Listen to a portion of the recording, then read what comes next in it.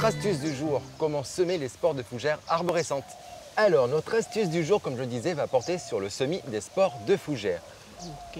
Ça peut être les fougères arborescentes comme on en parlait tout à l'heure, Oui. mais c'est valable pour tout type de fougères. Alors, qu'est-ce qu'il nous faut? De la mousse à marcotte bien humide, de la mousse de sphagne qu'on aura stérilisée. C'est-à-dire qu'on aura fait bouillir pendant 5-10 minutes, un quart d'heure, 20 minutes, il ne faut pas hésiter. Un récipient en plastique, ça peut être un gobelet, ça peut être aussi une bouteille, voilà, qu'on aura recyclée. Et bien entendu, les spores de fougères. Et ça, on va les trouver sur des anciennes feuilles. Tu vois ici les petites boules marron Je vois. qu'on a là. Quand on passe son doigt sur ça, regarde, on récupère les spores. Ah oui. Voilà. Là, c'est facile sur des grosses feuilles. Mais quand il s'agit de feuilles plus anciennes ou alors comme la feuille de fougère arborescente qui est plus petite, on va pouvoir la mettre dans du papier, un papier journal par exemple, plié et la laisser quelques jours. Et les spores vont tomber tout seuls au milieu du papier.